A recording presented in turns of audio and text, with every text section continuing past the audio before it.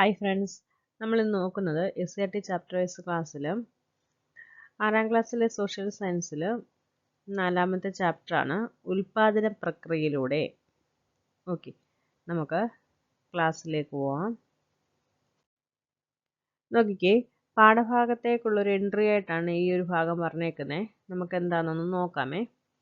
നമ്മുടെ പൂർവികർ കായ്കനികൾ ശേഖരിച്ചും മൃഗങ്ങളെ വേട്ടയാടിയും ഗുഹകളിൽ താമസിച്ചും കഴിഞ്ഞിരുന്ന ചരിത്രം ഓർക്കുമല്ലോ. ഇന്ന് അങ്ങനെയൊരു ജീവിതത്തെക്കുറിച്ച് ചിന്തിക്കാനാകുമോ? മൊട്ടുസൂചി മുതൽ കൃത്രിമ ഉപഗ്രഹം വരെ എണ്ണിയാൽ തീരാത്തത്ര സാധനങ്ങൾ ഇന്ന് ഉണ്ടാക്കുന്നുണ്ട്. ഇവിടെ എന്താ പറയുന്നത്? നമ്മൾ ദിവസവും ഉപയോഗിക്കുന്ന സാധനങ്ങളുടെ പേരുകളാ ഇവിടെ എഴുതാൻ പറഞ്ഞേക്കുന്നത്. നമ്മൾ ദിവസവും എന്തൊക്കെ സാധനങ്ങൾ ഉപയോഗിക്കാറുണ്ട്? ഒരുപാട് സാധനങ്ങൾ ഉപയോഗിക്കാറുണ്ട് അല്ലേ? പേന, പുസ്തകം, പിന്നെന്താണ്, അരി, പച്ചക്കറി, അങ്ങനെ ഒരുപാട് സാധനങ്ങൾ നമ്മൾ ഉപയോഗിക്കാറില്ലേ? അടുത്ത എന്താ പറയുന്നത് നോക്കാം. നോക്കിക്കേ, സാധനങ്ങൾ എന്നതുകൊണ്ട് എന്താ അർത്ഥമാക്കുന്നതെന്ന്. മനുഷ്യന്റെ ആവശ്യങ്ങൾ പൂർത്തീകരിക്കാൻ ഉപയോഗിക്കാവുന്നതും കാണാനും സ്പർശിക്കാനും കഴിയുന്നതുമായ വസ്തുക്കളാണ് സാധനങ്ങൾ അല്ലെങ്കിൽ ഗുഡ്സ്. എന്താ പറയുന്നത്? മനുഷ്യന്റെ ആവശ്യങ്ങൾ പൂർത്തീകരിക്കാൻ ഉപയോഗിക്കാവുന്നതും കാണാനും സ്പർശിക്കാനും കഴിയുന്നതുമായ വസ്തുക്കളാണ് സാധനങ്ങൾ അല്ലെങ്കിൽ ഗുഡ്സ്. ഇനി നോക്കിക്കേ, എല്ലാ സാധനങ്ങളും നിർമ്മിക്കാനും വിതരണം ചെയ്യുവാനും ധാരാളം ആളുകളുടെ സേവനങ്ങൾ ഉപയോഗിക്കാറുണ്ട്. അപ്പോൾ സേവനം എന്ന് പറഞ്ഞാൽ എന്താണ്? നോക്കിക്കേ, നമ്മൾ ഉപയോഗിക്കുന്ന പുസ്തകം അച്ചടിച്ചത് അകലെയുള്ള ഏതെങ്കിലും ഒരു പ്രസ്സിലായിരിക്കും. അപ്പോൾ നമ്മുടെ കൈവശം ഇതെങ്ങനെ എത്തിയത്? പല ആളുകളുടെയും പ്രവർത്തന ഫലമായിട്ടാണ് അല്ലേ? നോക്കിക്കേ, ഈ പ്രക്രിയയിൽ എന്തൊക്കെ ഉൾപ്പെട്ടിട്ടുണ്ടെന്ന് നോക്കിക്കേ. തൊഴിലാളികൾ, ഗതാഗത സൗകര്യമൊരുക്കുന്നവർ, പുസ്തക വിതരണക്കാര്, അങ്ങനെ തുടങ്ങി പല ഘടകങ്ങൾ ഇതിൽ ഉൾപ്പെടുന്നുണ്ട്. ഇവരെല്ലാം നൽകുന്നത് എന്താണ്? സേവനങ്ങളാണ്.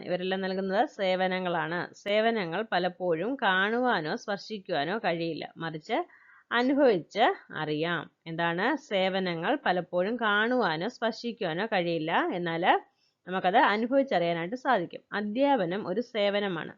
ബാങ്ക് ഉദ്യോഗസ്ഥർ, ഡോക്ടർമാർ തുടങ്ങിയവരിൽ നിന്നും നമുക്ക് ജീവിതത്തിൽ സേവനങ്ങൾ ലഭിക്കാറുണ്ട്. നാം ദിവസേന ഉപയോഗിക്കുന്ന സാധനങ്ങളും സേവനങ്ങളും പട്ടികപ്പെടുത്തിയാൽ ധാരാളം ഉണ്ടാവും. ഇത്രയും സാധനങ്ങളും സേവനങ്ങളും നമ്മുടെ ആവശ്യങ്ങൾ നിറവേറ്റാൻ വേണ്ടിയാണ് നാം ഉപയോഗിക്കുന്നത്. അതുകൊണ്ട് അവ ഉൽപ്പാദിപ്പിക്കേണ്ടതുണ്ട്. എന്താണ് ഉൽപാദനം? പ്രൊഡക്ഷൻ. മനുഷ്യന്റെ ആവശ്യങ്ങൾ നിറവേറ്റുന്നതിനുള്ള സാധനങ്ങളും സേവനങ്ങളും നിർമ്മിക്കുന്ന പ്രക്രിയയാണ് ഉൽപാദനം. എന്താണ്? മനുഷ്യന്റെ ആവശ്യങ്ങൾ നിറവേറ്റുന്നതിനുള്ള സാധനങ്ങളും സേവനങ്ങളും നിർമ്മിക്കുന്ന പ്രക്രിയയാണ് ഉൽപാദനം. ഉൽപാദന ഫലമായി ലഭിക്കുന്നതാണ്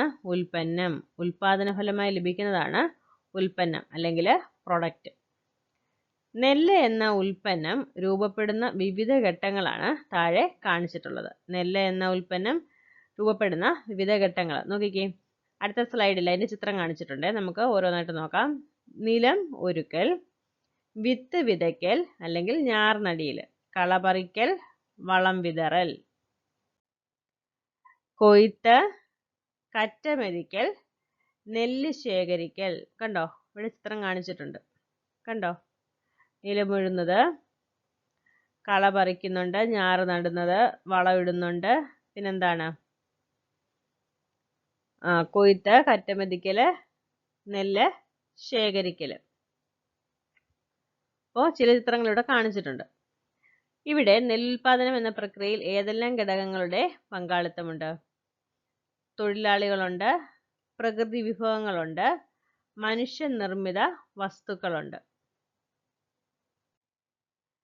നിരവധി ഘടകങ്ങളുടെ പ്രവർത്തന ഫലമായി മാത്രമേ ഉൽപാദനം നടക്കുകയുള്ളൂ. എന്താ പറയുന്നത്? നിരവധി ഘടകങ്ങളുടെ പ്രവർത്തന ഫലമായി മാത്രമേ ഉൽപാദനം നടക്കത്തുള്ളൂ. അപ്പോൾ ഇങ്ങനെ ഒരു ഉൽപ്പന്നത്തിന്റെ ഉൽപാദനത്തിന് സഹായിക്കുന്ന വിവിധ ഘടകങ്ങളെയാണ് ഉൽപാദന ഘടകങ്ങളെന്ന് പറയുന്നത്. എന്താണ്? ഒരു ഉൽപ്പന്നത്തിന്റെ ഉൽപാദനത്തിന് സഹായിക്കുന്ന വിവിധ ഘടകങ്ങളാണ് ഉൽപാദന ഘടകങ്ങൾ. അപ്പം നമ്മൾ ഉൽപാദന ഘടകങ്ങളാണ് ഇനി അടുത്തായിട്ട് നോക്കാൻ പോകുന്നത്. ഉൽപാദന ഘടകങ്ങൾ, ഫാക്ടേഴ്സ് ഓഫ് പ്രൊഡക്ഷൻ. ഇവിടെ കണ്ടോ? ഇവിടെ ചിത്രത്തിൽ കാണിച്ചേക്കുന്നത് എന്താണ്? ചെരുപ്പ് നിർമ്മിക്കുന്ന ഒരു ഫാക്ടറിയാണ് കാണിച്ചേക്കുന്നത്. ഓക്കെ, നമുക്ക് അടുത്ത സ്ലൈഡ് നോക്കാമേ. നോക്കിക്കേ, ഒരു ചെരുപ്പ് നിർമ്മാണ ഫാക്ടറിയുടെ ചിത്രമാണ് നമ്മളിപ്പോൾ കണ്ടത്. ചെരുപ്പ് എന്ന ഉൽപ്പന്നം നിർമ്മിക്കുന്നതിൽ ഏതൊക്കെ ഘടകങ്ങളാണ് സഹായിച്ചിട്ടുള്ളത്? കെട്ടിടങ്ങളുണ്ട്, യന്ത്രങ്ങളുണ്ട്, തൊഴിലാളികളുണ്ട്, വൈദ്യുതിയുണ്ട്, സംഘാടകനുണ്ട്, പിന്നെന്താണ്, വണ്ടിയുണ്ട് അല്ലേ, വാഹനങ്ങളുണ്ട്, അങ്ങനെ തുടങ്ങിയ ഘടകങ്ങളുണ്ട്. അപ്പോൾ ഇവയൊക്കെ ഒരുമിച്ച് ചേർന്നാണ് ഒരു ഉൽപ്പന്നം ഉണ്ടാക്കാൻ സഹായിക്കുന്നത്. അപ്പോൾ ഇങ്ങനെ ഉൽപാദനത്തിന് സഹായിക്കുന്ന ഘടകങ്ങളെ പൊതുവെ 4ആയി തരംതിരിക്കുന്നുണ്ട്. എന്താണ്? ഇതുപോലെ ഉൽപാദനത്തിന് സഹായിക്കുന്ന ഘടകങ്ങളെ പൊതുവായി 4ആയി തരംതിരിക്കുന്നുണ്ട്. ഏതൊക്കെയാണ്? ഭൂമി, ലാൻഡ്, തൊഴിൽ, ലേബർ, മൂലധനം, ക്യാപിറ്റൽ, സംഘാടനം, ഓർഗനൈസേഷൻ. അപ്പോൾ ഉൽപാദനത്തിന് സഹായിക്കുന്ന ഘടകങ്ങളെ പൊതുവായി 4ആയി തരംതിരിച്ചിട്ടുണ്ട്. ഭൂമി, തൊഴിൽ, മൂലധനം, സംഘാടനം. അപ്പൊ നമുക്ക് ഇനി ഇതിന്റെ സവിശേഷതകൾ നോക്കാം. ഭൂമി, ലാൻഡ്. ഉൽപാദന ഘടകം എന്ന നിലയിൽ വിശാലമായ അർത്ഥത്തിലാണ് ഭൂമി എന്ന പദം ഉപയോഗിച്ചിരിക്കുന്നത്. സാധനങ്ങളുടെ ഉൽപാദനത്തിന് ഉപയോഗിക്കുന്ന എല്ലാ പ്രകൃതി വിഭവങ്ങളും ഭൂമി എന്നതിൽപ്പെടും. ഭൗമ ഉപരിതലത്തിലെയും ഭൗമ അന്തരീക്ഷത്തിലെയും ഭൗമ അന്തർഭാഗത്തെയും എല്ലാ പ്രകൃതി വിഭവങ്ങളും ഉൽപാദന ഘടകമായ ഭൂമി എന്നതിൽ പരിഗണിക്കും. ഒന്നുകൂടെ നോക്കാം. ഉൽപാദന ഘടകം എന്ന നിലയിൽ വിശാലമായ അർത്ഥത്തിലാണ് ഭൂമി എന്ന പദം ഉപയോഗിച്ചിരിക്കുന്നത്. സാധനങ്ങളുടെ ഉൽപാദനത്തിന് ഉപയോഗിക്കുന്ന എല്ലാ പ്രകൃതി വിഭവങ്ങളും ഭൂമി എന്നതിൽ പെടും. ഭൗമ ഉപരിതലത്തിലെയും ഭൗമ അന്തരീക്ഷത്തിലെയും ഭൗമ അന്തർഭാഗത്തെയും എല്ലാ പ്രകൃതി വിഭവങ്ങളും ഉൽപാദന ഘടകമായ ഭൂമി എന്നതിൽ പരിഗണിക്കും. ഉൽപാദന ഘടകം എന്ന നിലയിൽ ഭൂമിയിൽ ഏതൊക്കെ പ്രകൃതി വിഭവങ്ങൾ ഉൾപ്പെടും? മണ്ണ്, ജലം, വനങ്ങൾ, വായു, കൽക്കരി, ഇന്ധനങ്ങൾ, മഴ എന്നിവയൊക്കെ എന്താണ്? നമ്മുടെ പ്രകൃതി വിഭവങ്ങളാണ്. ഉൽപാദന പ്രക്രിയയിൽ ഉൾപ്പെട്ടിട്ടുള്ള എല്ലാ ഘടകങ്ങൾക്കും പ്രതിഫലം ലഭിക്കുന്നുണ്ട്. എന്താണ്? ഉൽപാദന പ്രക്രിയയിൽ ഉൾപ്പെട്ടിട്ടുള്ള എല്ലാ ഘടകങ്ങൾക്കും പ്രതിഫലം ലഭിക്കുന്നുണ്ട്. ഉൽപാദന ഘടകം എന്ന നിലയിൽ ഭൂമിയുടെ പ്രതിഫലമാണ് പാട്ടം. എന്താണ്? ഉൽപാദന ഘടകം എന്ന നിലയിൽ ഭൂമിയുടെ പ്രതിഫലമാണ് പാട്ടം അല്ലെങ്കിൽ റെന്റ്. ഇനി നോക്കിക്കേ, തൊഴിൽ, ലേബർ. ഏതൊരു ഉൽപ്പന്നത്തിന്റെയും ഉൽപാദനത്തിൽ സജീവമായി പ്രവർത്തിക്കുന്ന ഒരു ഘടകമാണ് തൊഴിൽ. ഏതൊരു ഉൽപ്പന്നത്തിന്റെയും ഉൽപാദനത്തിൽ സജീവമായി പ്രവർത്തിക്കുന്ന ഒരു ഘടകമാണ് തൊഴിൽ. തൊഴിലാളികൾ അവരുടെ അധ്വാനശേഷിയാണ് ഉൽപാദനത്തിനായി ഉപയോഗിക്കുന്നത്. തൊഴിലാളികൾ അവരുടെ അധ്വാനശേഷിയാണ് ഉൽപാദനത്തിനായി ഉപയോഗിക്കുന്നത്. ഇവിടെ ഒരു ഉദാഹരണം പറഞ്ഞിട്ടുണ്ട്, നോക്കിക്കേ. ഒരു കയർ ഉൽപ്പന്ന നിർമ്മാണ യൂണിറ്റ് സന്ദർശിച്ചാൽ തൊഴിലാളികൾ എന്തിനൊക്കെയാണ് അവരുടെ അധ്വാനശേഷി ഉപയോഗിക്കുന്നതെന്ന് നോക്കാം. കണ്ടോ? തൊഴിലാളികൾ അവരുടെ അധ്വാനശേഷിയുടെ ഉപയോഗിക്കുകയാണ്. കയർ ഉൽപ്പന്ന നിർമ്മാണത്തിന് ചകിരി അനുയോജ്യമാക്കുന്നത്. കണ്ടോ? തൊണ്ടിൽ നിന്ന് അവര് ചകിരി അത് എന്താക്കും? കയറാക്കി മാറ്റുകയാണ്. ആവശ്യമായ നിറങ്ങൾ ചേർക്കുന്നതിന്, യന്ത്രങ്ങൾ പ്രവർത്തിപ്പിക്കുന്നതിന്, ഉൽപ്പന്ന വിതരണത്തിന്, ഇതിനൊക്കെ എന്താണ്? തൊഴിലാളികൾ ആവശ്യമാണ്. അവരുടെ അധ്വാനവും അവിടെ ഉണ്ടാവുന്നുണ്ട്. ഇവിടെ തൊഴിലാളികളുടെ കായികവും മാനസികവും ബുദ്ധിപരവുമായ അധ്വാനശേഷി ഉപയോഗിക്കുന്നത് കാണാം. സാധനങ്ങളും സേവനങ്ങളും ഉൽപ്പാദിപ്പിക്കുന്നതിന് തൊഴിലാളികൾ കായികവും മാനസികവും ബുദ്ധിപരവുമായി അധ്വാനശേഷി ഉപയോഗിക്കുന്നതിനെയാണ് തൊഴിലെന്ന് പറയുന്നത്. എന്താണ്? സാധനങ്ങളും സേവനങ്ങളും ഉൽപ്പാദിപ്പിക്കുന്നതിന് തൊഴിലാളികൾ കായികവും മാനസികവും ബുദ്ധിപരവുമായി അധ്വാനശേഷി ഉപയോഗിക്കുന്നു. അതിനെയാണ് തൊഴിലെന്ന് പറയുന്നത്. അധ്വാനശേഷിക്ക് എന്താണ്? പ്രതിഫലം ലഭിക്കുന്നു. എങ്കിൽ മാത്രമേ അത് തൊഴിലാകുന്നുള്ളൂ. നമ്മൾ വീട്ടിൽ ജോലി ചെയ്യാറുണ്ടല്ലേ? ജോലിക്ക് നമുക്ക് എന്താ പ്രതിഫലം കിട്ടുന്നുണ്ടോ? നമ്മൾ ഉപയോഗിക്കുന്ന അധ്വാനശേഷിക്ക് നമുക്ക് പ്രതിഫലം കിട്ടുന്നില്ല. അപ്പോൾ അത് തൊഴിലായിട്ട് പരിഗണിക്കാറില്ല. തൊഴിലാളി നൽകുന്ന അധ്വാനശേഷിയുള്ള പ്രതിഫലം എന്താണ്? കൂലിയാണ്. തൊഴിലാളി നൽകുന്ന അധ്വാനശേഷിക്കുള്ള പ്രതിഫലം എന്താണ്? കൂലിയാണ്. ഇത് മിക്കപ്പോഴും പണമായാണ് ലഭിക്കുന്നത്. പണത്തിന് പകരം സാധനങ്ങൾ ലഭിക്കുന്ന സന്ദർഭങ്ങളും ഉണ്ടാകാം. ഉദാഹരണമായി ചിലപ്പോൾ തെങ്ങുകയറ്റത്തിന് പ്രതിഫലമായി തേങ്ങ നൽകാറുണ്ട്. ഇപ്പോൾ തേങ്ങ നൽകുന്നതോടൊപ്പം അവർ പൈസയും വാങ്ങിക്കാറുണ്ടല്ലേ? ഇപ്പോൾ തേങ്ങായി കൊണ്ട് പൈസയും വാങ്ങിക്കും. ഏതൊരു തൊഴിലിനും മനുഷ്യൻ പ്രയോഗിക്കുന്നത് അവന്റെ അധ്വാനശേഷിയാണ്. ഇന്ന് ഉപയോഗിക്കേണ്ട അധ്വാനശേഷി ഇന്ന് ഉപയോഗിച്ചില്ല എങ്കിൽ അത് നഷ്ടമാകും. ആയതിനാൽ തൊഴിലാളികളുടെ അധ്വാനശേഷി പിറ്റേ ദിവസത്തേക്കായി കരുതി വെക്കാനാവില്ല. അതുപോലെ തൊഴിലാളികളുടെ അധ്വാനശേഷിയെ വിദ്യാഭ്യാസത്തിലൂടെ അല്ലെങ്കിൽ പരിശീലനത്തിലൂടെയോ മെച്ചപ്പെടുത്താൻ കഴിയും. തൊഴിൽ വിഭജനം. ആദ്യകാലത്ത് മനുഷ്യൻ കൂട്ടത്തോടെ ജീവിക്കുകയും ആവശ്യമായ വസ്തുക്കൾ ഉൽപ്പാദിപ്പിക്കുകയും ഉപയോഗിക്കുകയും ചെയ്തു. ക്രമേണ അനുയോജ്യമായ ഉപകരണങ്ങളും ആയുധങ്ങളും കഴിവും വികസിച്ചപ്പോൾ അതുവരെ കൂട്ടായി ചെയ്തിരുന്ന ജോലികൾ എളുപ്പമായി. എല്ലാവരും ആഹാര സമ്പാദനത്തിന് പോകേണ്ടി വന്നില്ല. ചിലർ അത് ചെയ്യുമ്പോൾ മറ്റു ചിലർ മറ്റ് ജോലികളിൽ ഏർപ്പെട്ടു. ഇങ്ങനെ ഓരോരുത്തരും വ്യത്യസ്ത ജോലികളിലോ കുറെ ആൾക്കാർ ഒരു ജോലിയുടെ വിവിധ വശങ്ങളിലോ തന്റെ അധ്വാനശേഷി ഉപയോഗിക്കാൻ തുടങ്ങി. ഇങ്ങനെ തൊഴിൽ വിഭജനം രൂപപ്പെട്ടു. ഒരു ഉൽപ്പന്ന നിർമ്മാണത്തെ വിവിധ ഘട്ടങ്ങളായി വിഭജിക്കുന്നു. ഓരോ ഘട്ടത്തെയും വീണ്ടും ഉപഘട്ടങ്ങളായി വിഭജിക്കും. ഓരോരുത്തരും ഓരോ ഉപഘട്ടത്തിൽ ശ്രദ്ധ കേന്ദ്രീകരിക്കും.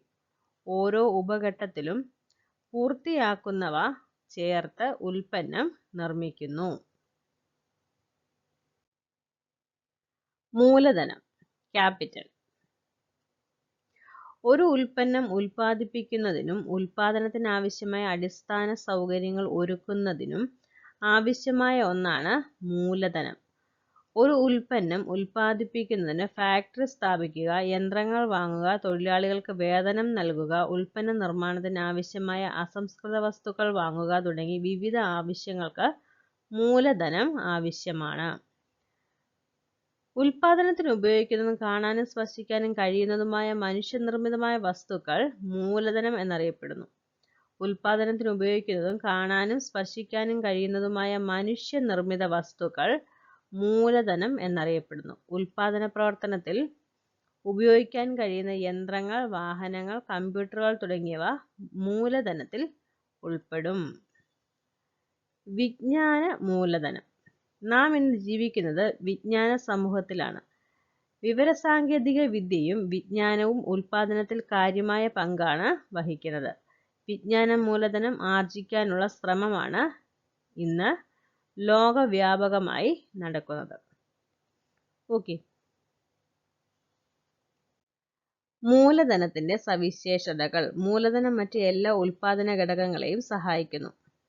മൂലധനം തൊഴിലാളികളുടെ ഉൽപ്പന്ന നിർമ്മാണത്തിനുള്ള ശേഷി വർദ്ധിപ്പിക്കുന്നു.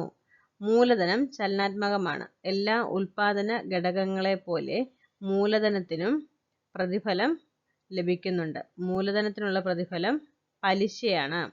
അപ്പോൾ എന്താണ്? ഒരു ഉൽപ്പന്നം ഉണ്ടാക്കണമെങ്കിൽ അടിസ്ഥാനപരമായിട്ട് എന്ത് വേണം? മൂലധനം വേണം. മൂലധനം മനുഷ്യനിർമ്മിത ഉൽപാദന ഘടകം.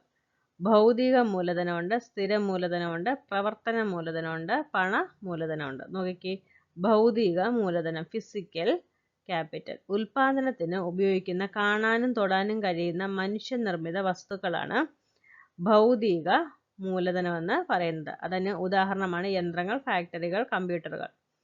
സ്ഥിര മൂലധനം നോക്കിക്കേ, ഫിക്സ്ഡ് ക്യാപിറ്റൽ.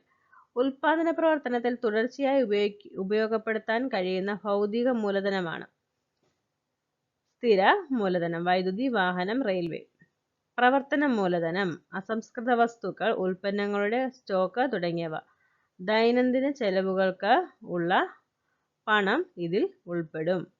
പണമൂലധനം, മണി ക്യാപിറ്റൽ. മൂലധന വസ്തുക്കൾ വാങ്ങുന്നതിനുള്ള പണമാണിത്. സംഘാടനം അല്ലെങ്കിൽ ഓർഗനൈസേഷൻ. ഉൽപാദന ഘടകങ്ങളായ ഭൂമി, തൊഴിൽ, മൂലധനം എന്നിവ കൂട്ടിയോജിപ്പിക്കലാണ് സംഘാടനം. സംഘാടനം നടത്തുന്ന വ്യക്തി സംഘാടകൻ അല്ലെങ്കിൽ സംരംഭകൻ എന്നറിയപ്പെടുന്നു. എന്താ പറയുന്നേ? ഉൽപാദന ഘടകങ്ങളായ ഭൂമി, തൊഴിൽ, മൂലധനം എന്നിവ കൂട്ടിയോജിപ്പിക്കലാണ് സംഘാടനം. എന്താ ഇവിടെ കാണിച്ചിട്ടുണ്ട്? ഭൂമി, തൊഴിൽ, മൂലധനം എന്നിവ കൂട്ടിയോജിപ്പിച്ച് എന്താണ്? സംഘാടനം നടക്കുന്നു. സംഘാടനം നടത്തുന്ന വ്യക്തിയാണ് സംഘാടകൻ അല്ലെങ്കിൽ സംരംഭകൻ. ഓക്കെ, അപ്പോൾ ഭൂമി, തൊഴിൽ, മൂലധനം എന്നിവ ചേരുമ്പോഴാണ് സംഘാടനം ഉണ്ടാവുന്നത്. സംഘാടനം നടത്തുന്നത് ആരാണ്? സംഘാടകൻ അല്ലെങ്കിൽ സംരംഭകനാണ്. ഓക്കെ, ഇവിടുത്തെ കാണിച്ചിരിക്കുന്ന ചാർട്ട് നോക്കിക്കേ. ഇവ മൂന്നും ചേരുമ്പോൾ സംഘാടനം ആകുന്നു. സംഘാടനത്തിൽ നിന്ന് എന്താണ്? ഉൽപാദനം നടത്തുന്നു.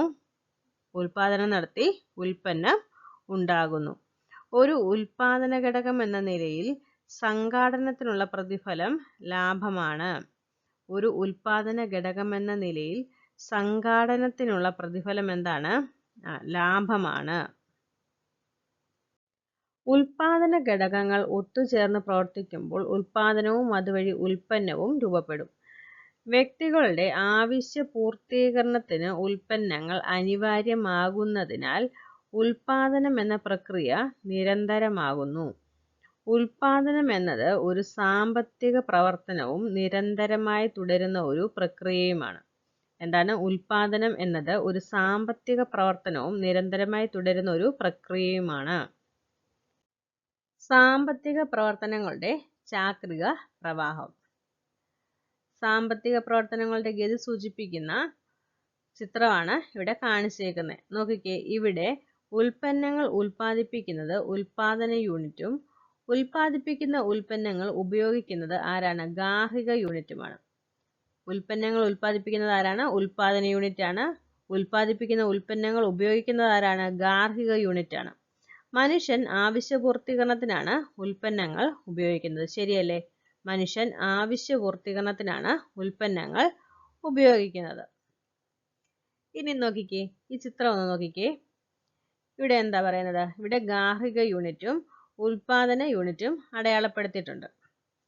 ഇവിടെ നോക്കിക്കേ, ഉൽപാദന യൂണിറ്റ് സാധനങ്ങളും സേവനങ്ങളും ഗാർഹിക യൂണിറ്റിന് നൽകുമ്പോൾ ഗാർഹിക യൂണിറ്റ് സാധനങ്ങൾക്കും സേവനങ്ങൾക്കുമുള്ള വില നൽകുന്നു. ഓക്കെ, അപ്പോൾ ഉൽപാദന യൂണിറ്റ് സാധനങ്ങളും സേവനങ്ങളും ഗാർഹിക യൂണിറ്റിന് നൽകുമ്പോൾ സാധനങ്ങൾക്കും സേവനങ്ങൾക്കുമുള്ള വില ഗാർഹിക യൂണിറ്റ് ഉൽപാദന യൂണിറ്റിന് നൽകുന്നു. ഓക്കെ, അതുപോലെ തന്നെ ഗാർഹിക യൂണിറ്റ് ഉൽപാദന ഘടകങ്ങൾ ഉൽപാദന യൂണിറ്റിന് നൽകുമ്പോൾ ഉൽപാദന ഘടകങ്ങൾക്കുള്ള പ്രതിഫലം ഉൽപാദന യൂണിറ്റ് ഗാർഹിക യൂണിറ്റിന് നൽകുന്നു. ഓക്കെ, മനുഷ്യന്റെ ആവശ്യങ്ങൾ നിരവധിയാണ്. ഒരാവശ്യം നിറവേറുമ്പോൾ പുതിയ ആവശ്യം ഉണ്ടാകും. ആവശ്യങ്ങൾ മാറുന്നതിനനുസരിച്ച് സാധനങ്ങളും സേവനങ്ങളും ആവശ്യമായി വരും. അപ്പോൾ അവ ഉൽപ്പാദിപ്പിക്കേണ്ടി വരും. അതുകൊണ്ട് ഈ പ്രക്രിയ എന്തോ ചെയ്യും? തുടർച്ചയായി സംഭവിച്ചുകൊണ്ടേയിരിക്കും. നോക്കിക്കേ, ഇനിയും നമ്മൾ കണ്ട ചിത്രത്തെ അടിസ്ഥാനപ്പെടുത്തിയുള്ള കാര്യമാണ് പറയുന്നത്. ഉൽപാദന യൂണിറ്റുകൾക്ക് ഉൽപാദന ഘടകങ്ങളായ ഭൂമി, തൊഴിൽ, മൂലധനം, സംഘാടനം എന്നിവ പ്രദാനം ചെയ്യുന്നത് ആരാണ്? ഗാർഹിക യൂണിറ്റ് ആണ്. ഉൽപാദന ഘടകങ്ങൾക്കുള്ള പ്രതിഫലമായി പാട്ടം, കൂലി, പലിശ, ലാഭം എന്നിവ ഉൽപാദന യൂണിറ്റ് ഗാർഹിക യൂണിറ്റിന് നൽകുന്നു. ഉൽപാദന യൂണിറ്റ് ഗാർഹിക യൂണിറ്റുകൾക്ക് ആവശ്യമായ സാധനങ്ങളും സേവനങ്ങളും നൽകുന്നു. ഇതിന് പ്രതിഫലമായി ഗാർഹിക യൂണിറ്റ് ഉൽപാദന യൂണിറ്റുകൾക്ക് വില പണമായി നൽകുന്നു. ഇങ്ങനെ ഉൽപാദനവും ഉപഭോഗവും നിരന്തരമായി തുടരുന്നതിനാൽ സാമ്പത്തിക പ്രവർത്തനങ്ങൾ ചാക്രിക ഗതിയിലാകും. നോക്കിക്കേ, ഇത് സമ്മറിയാണേ. മനുഷ്യന്റെ ആവശ്യങ്ങൾ പൂർത്തീകരിക്കുന്നതിനായി നാം ഉപയോഗിക്കുന്ന കാണാനും സ്പർശിക്കാനും കഴിയുന്ന വസ്തുക്കളാണ് സാധനങ്ങൾ അല്ലെങ്കിൽ ഗുഡ്സ്. ഇത് നോക്കിക്കേ, മനുഷ്യന്റെ ആവശ്യങ്ങൾ പൂർത്തീകരിക്കുന്നതിന് സഹായിക്കുന്നതും കാണാനും സ്പർശിക്കാനും കഴിയാത്തവയുമാണ് സേവനങ്ങൾ അല്ലെങ്കിൽ സർവീസ്. സാധനങ്ങളും സേവനങ്ങളും നമുക്ക് ആവശ്യാനുസരണം ഉപയോഗിക്കണമെങ്കിൽ അത് ഉൽപ്പാദിപ്പിക്കേണ്ടതുണ്ട്. ഒരു ഉൽപ്പന്നം നിർമ്മിക്കുന്നതിനുള്ള ഉൽപാദന ഘടകങ്ങളാണ് എന്തൊക്കെ? ഭൂമി, തൊഴിൽ, മൂലധനം, സംഘാടനം. ഒരു ഉൽപ്പന്നം നിർമ്മിക്കുന്നതിനുള്ള ഉൽപാദന ഘടകങ്ങളാണ് ഇവ നാലും. ഓരോ ഉൽപാദന ഘടകത്തിൻ്റെയും സവിശേഷതകൾ വ്യത്യസ്തമാണ്. ഉൽപാദന ഘടകങ്ങളായ ഭൂമി, തൊഴിൽ, മൂലധനം, സംഘാടനം എന്നിവയ്ക്കുള്ള പ്രതിഫലം യഥാക്രമം പാട്ടം, കൂലി അല്ലെങ്കിൽ ശമ്പളം, പലിശ, ലാഭം എന്നിവയാണ്. സാമ്പത്തിക പ്രവർത്തനങ്ങൾ ചാക്രിക ഗതിയിലാകുന്നത് ഉൽപാദനവും ഉപഭോഗവും ഒരു നിരന്തര പ്രക്രിയയാകുന്നതിലൂടെയാണ്. നോക്കിക്കേ, ഉൽപാദന ഘടകങ്ങൾ. ഉൽപാദന ഘടകങ്ങൾ ഏതൊക്കെയാണ്? 4 എണ്ണം ഉണ്ട്. ഭൂമി, തൊഴിൽ, മൂലധനം, സംഘാടനം. Land, labour, capital, organisation. അവ 4 കൂടെ ചേരുമ്പോൾ ഉൽപാദന പ്രക്രിയ ആവുന്നു. അങ്ങനെ ഉൽപ്പന്നം ഉണ്ടാകുന്നു. ഓക്കെ. അപ്പോൾ നമ്മുടെ ഈ ഒരു ചാപ്റ്റർ കഴിഞ്ഞിട്ടുണ്ട്. വളരെ സിമ്പിൾ ആയിട്ടുള്ള ഒരു ചാപ്റ്റർ ആണ്. വായിച്ചാൽ മനസ്സിലാവും. ഓക്കെ. ഈ ഒരു ക്ലാസ് നിങ്ങൾക്ക് ഉപകാരപ്പെട്ടെന്ന് വിശ്വസിക്കുന്നു. Okay, thank you.